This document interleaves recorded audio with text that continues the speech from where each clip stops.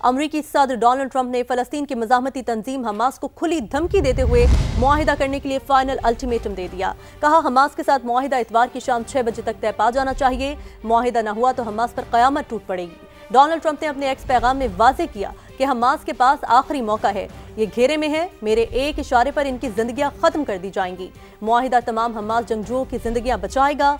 शर्त यह है कि तमाम यरगमालियों को रिहा किया जाए। फलस्तीनियों को चाहिए कि वो गजा के महफूज हिस्सों की तरफ निकल जाएं। मशरिक वस्ता की अजीम अक़वाम ने अमरीका और इसराइल के साथ मिलकर अमन कायम करने पर इत्तफाक किया। मशरिक वस्ता में अमन कायम होकर रहेगा, चाहे जैसे भी हो।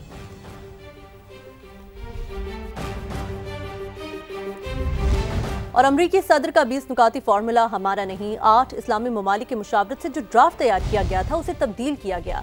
हमारे पास सारा रिकॉर्ड मौजूद है। नायब वज़ीर आज़म और वज़ीर ख़ारजा इसहाक़ डार का कौमी असम्बली में पॉलिसी बयान। कहा, वज़ीर आज़म ने दौरान सफ़र ट्रंप के ट्वीट पर जवाबी ट्वीट किया। उन्हें मालूम नहीं था कि ये 20 नुकात हमारे नहीं। इसहाक़ डार ने वाज़ेह किया कि पाकिस्तान की फ़लस्तीन पॉलिसी वही है जो कायदे आज़म मोहम्मद अली जिन्नाह की थी। पाकिस्तान समेत 8 ममालिक अपने मुसवदे के मुताबिक मामलात आगे बढ़ाने पर फोकस करेंगे। फाइनल जो ड्राफ्ट बना 8 मुल्कों की तरफ से 20 पॉइंट जो ट्रंप साहब ने जो पब्लिक की हैं ये हमारे नहीं हैं।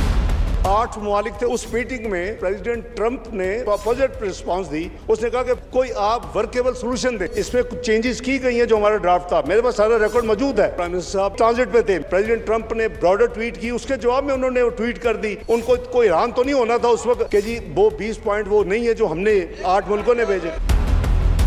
जहां तक फलस्तीन के साथ हमारी कमिटमेंट का ताल्लुक है, पाकिस्तान की पॉलिसी वही है जो हजरत कायदे आज़म की पॉलिसी थी। गजा इंटरनेशनल ज़मीर का कब्रिस्तान बन चुका है। यूनाइटेड नेशन फेल हो चुका है। यूरोपियन यूनियन फेल हो चुका है। अरब ममालिक फेल हो चुके हैं वहां खून बंद करवाने के लिए। US perhaps the last hope now. Beginning अल्हम्दुलिल्लाह मैं समझता हूं अच्छी है। इसमें सियासत की गुंजाइश नहीं है। जब तक ये हम अपना एजेंडा अचीव नहीं होता, पूरी तरह फॉलोअप 8 के 8 मुल्कों को करना है। पाकिस्तान इजरायली रियासत को तस्लीम करता है, ना ही उसके साथ सिफारती ताल्लुकात हैं। मसला फ़लस्तीन पर पाकिस्तान का मौक़िफ़ दो टोक और वाज़ेह है। वज़ीर आज़म शहबाज शरीफ ने अमीर जमात इस्लामी हाफिज़ नईमुर रहमान के साथ टेलीफोनिक गुफ्तगू में 1967 से कबल की सरहदों के साथ फ़लस्तीनी रियासत के क़याम और अल-कुद्स शरीफ के बतौर दारुल खिलाफा पाकिस्तानी मौक़िफ़ को भी दोहराया। कहा, 8 इस्लामी ममालिक फ़लस्तीन में जंगबंदी के लिए फ़ाल और भरपूर कोशिशें कर रहे हैं। उम्मीद है जल्द ये कोशिशें रंग लाएंगी और अमन के साथ साथ फ़लस्तीनी रियासत के क़याम का देरीना ख्वाब भी ज़रूर पूरा होगा। वज़ीर आज़म ने कहा कि इजरायली हिरासत में मौजूद पाकिस्तानियों बिलखुसूस साबिक सेनेटर मुश्ताक अहमद की वतन वापसी के लिए हुकूमत फ़ाल किरदार अदा कर रही है। वज़ीर आज़म की ज़ेर सदारत मुल्की मईशत और पाकिस्तान में गैर मुल्की सरमायाकारी से मुतालिक इजलास हुआ। नायब वज़ीर आज़म इसहाक़ डार, वज़ीर मवासलात अब्दुल अलीम खान समेत दीगर वफाकी वज़रा और फील्ड मार्शल आसिम मुनीर और दीगर मुतल्लिका हुकाम ने शिरकत की।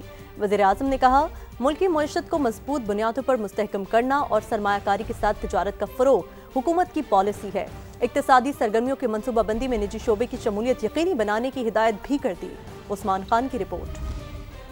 मुल्की मईशत मजबूत बनाने और गैर मुल्की सरमायाकारी बढ़ाने का मिशन। वजीर आजम शहबाज शरीफ की जेर सदारत आला सतह की अहम बैठक। नायब वजीर आजम इसहाक़ डार, फील्ड मार्शल आसिम मुनीर और विफाकी वजीर मवासलात अब्दुल अलीम खान समेत दीगर विफाकी वज़रा की शिरकत। इजलास में मुल्क की इक्तिसादी सूरत हाल और गैर मुल्की सरमायाकारी के फरोग के साथ जारी और मुजवज़ा तरक्याती मनसूबों का तफसीली जायजा लिया गया। वजीर आजम ने इक्तिसादी सरगर्मियों की मनसूबाबंदी में निजी शोबे के किरदार को कलीदी करार देते हुए इसकी शमूलियत को यकीनी बनाने की हिदायत कर दी। कहा, हालिया मुस्बत माशी रुझान गैर मुल्की सरमायाकारों के पाकिस्तानी मईशत पर एतमाद का आकाश है। पाकिस्तान को खित्ते में सरमायाकारी का पुरकशिश मरकज बनाएंगे। मुतल्लिका वजारतें और इदारे आलमी सरमायाकारों को सहूलियात फराहमी में कोई कसर उठाना रखें। हुकूमत अवामी फलाह बहबूद के लिए तमाम वसाइल बुरुए कार लाएगी। शहबाज शरीफ का कहना था कि हुकूमत की जारी इस्लाहात पॉलिसी ने मईशत को नई सिमत दे दी है। जिद्दत और शफाफियत की बदौलत मुल्क तरक्की की राह पर गामजन हो चुका। सरमायाकारी के साथ साथ तिजारत का फरोग भी हुकूमती पॉलिसी का हिस्सा है।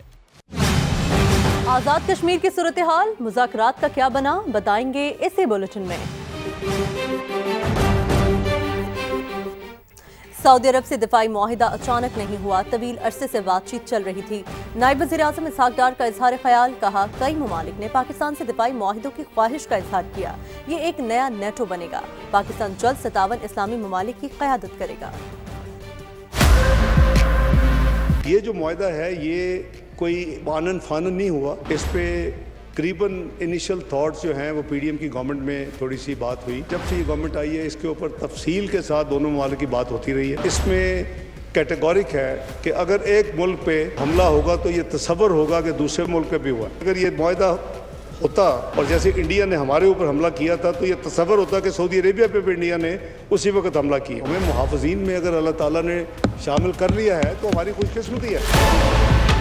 कई ममालिक ने इस मुआहदे के बाद इंटरेस्ट शो किया कि वो भी पाकिस्तान के साथ ऐसा मुआहदा करना चाहते हैं। कुछ अरब ममालिक भी हैं, कुछ नॉन अरब ममालिक भी हैं जो कि इस्लामी ममालिक। अगर इतने ममालिक मिल जाए तो ये तो वैसे ही शायद ईस्टर्न नेटो बन जाएगा। ये मेरा तो ईमान है कि Pakistan has to lead Islamic उम्मा वन डे इंशाअल्लाह। आज़ाद कश्मीर में पुरतशद्दुद एहतजाज रोकने का मिशन। हुकूमत की मुज़ाकराती टीम के जॉइंट एक्शन कमेटी से मामलात तय पा गए। हुकूमती मुज़ाकराती कमेटी के रुकन तारिक फजल चौधरी ने एक पैगाम में कहा कि जल्द हतमी मुआहिदे पर दस्तखत मुतवक्के है। मुज़ाकरात का आखिरी दौर जारी है। अवामी मफाद और अमन हमारी तरजीह है।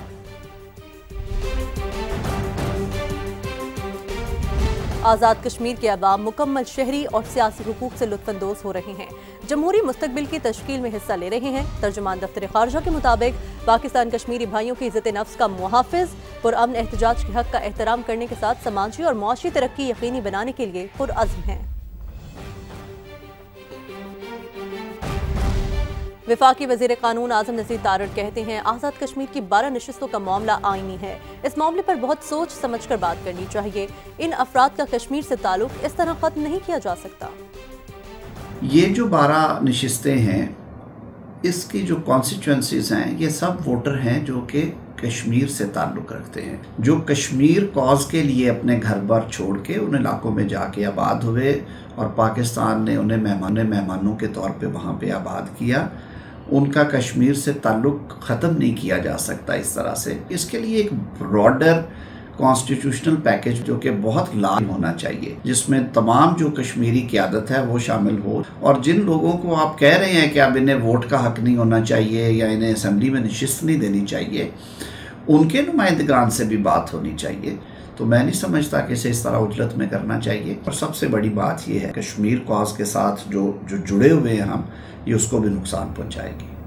आगे बढ़ें, एक और मामले की बात करें। मरियम नवाज का जारहाना बयानात पर माफी मांगने से साफ इनकार। कहा माफी वो मांगे जिन्होंने सैलाब के दौरान सियासत की। बात करोगे तो जवाब मिलेगा और जोरदार मिलेगा।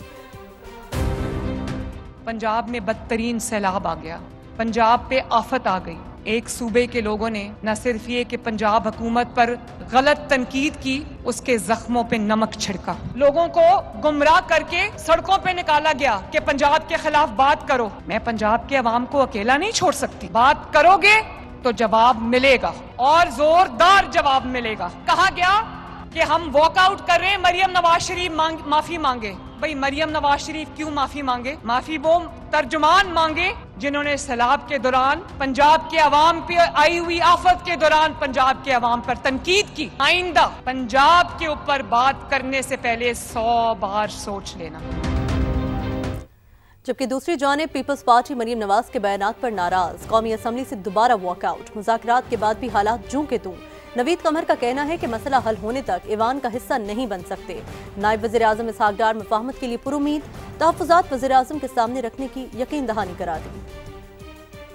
हुकूमती इत्तेहादियों में लफ्जी गोलाबारी पर पार्लिमानी फासले बरकरार। पीपल्स पार्टी का कौमी असम्बली के इजलास से दोबारा वॉकआउट। नवीद कमर का कहना है मरियम नवाज के बयान के बाद होने वाले मुज़ाकरात बेसूद रहे। सारी चीज का अभी तक ग्राउंड पे कोई डिफरेंस नहीं आया। हम तब तक हाउस का हिस्सा नहीं बन सकते जब तक इस मसले को हल न किया जाए। जाले बदस्तूर नाराज तो मनाने हुकूमती जतन भी जारी। गोलाबारी फिर जवाबन गोलाबारी को सारी रोकनी पड़ेगी। मेरे नजदीक वो सीरियस इशू नहीं है। इंशाअल्लाह हम इसको पीपल्स पार्टी की लीडरशिप के साथ और मुस्लिम लीग नून की लीडरशिप के साथ कम्युनिकेशन करके रिजॉल्व करेंगे जी। कौमी असम्बली इजलास में शिरकत के हवाले से जियालों का कहना है वो मसला फलस्तीन और पाक सऊदी दिफाई मुआहदे से मुताल्लिक पॉलिसी बयान सुनने के लिए नायब वज़ीर आज़म की दरख्वास्त पर ऐवान में आए। किसी भी कार्रवाई का हिस्सा वो तहफ़्फ़ुज़ात दूर होने पर ही बनेंगे। उस्मान जावेद मलिक, समा, इस्लामाबाद।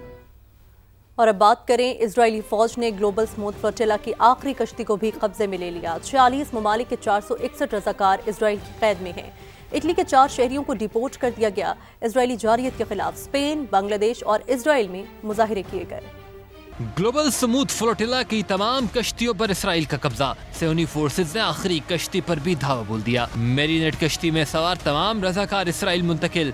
सेहूनी हुक्काम के मुताबिक 461 गैर मुल्की रजाकार गिरफ्तार हैं। इटली के 4 शहरियों को डिपोर्ट किया गया। इसराइली जारियत के खिलाफ दुनिया भर में शदीद गम गुस्सा। इटली में दूसरे रोज भी शहरी सड़कों पर निकल आए। स्पेन में भी फ्लोटिला पर इसराइली हमले के खिलाफ एहतजाज किया गया। बांग्लादेश में हजारों अफराद ने फलस्तीन के हक में रैली निकाली। खुद इसराइली शहरी भी नेतन्याहू की दहशतगर्दी पर सरापा एहतजाज। तल अवीव में ग्लोबल स्मूथ फ्लोटिला के हक में एहतजाज किया गया। और आपको बताएं कि मार्का हक में बदतरीन शिकस्त के बाद भारतीय एयर चीफ के हिस्से में आई एक और रुसवाई। इंडियन एयर चीफ ने पाकिस्तान के वो तैयारे भी मार गिराने का दावा कर दिया जो उड़े ही नहीं थे। JF-17 और F-16 तबाह करने का सफेद झूठ बोलकर अपना मजाक बनवा लिया। मार्का हक में बदतरीन शिकस्त खाई, दुनिया भर में हुई रुसवाई, मगर भारत की अकल ठिकाने ना आई। जंग के 150 रोज बाद भारतीय एयर चीफ ने पाकिस्तान के तैयारे गिराने का मुज़हक़-ख़ेज़ दावा कर दिया। अपने मुंह मियां मिट्ठू बनने वाले AP सिंह भारतीय नुकसान का सवाल गोल करते रहे।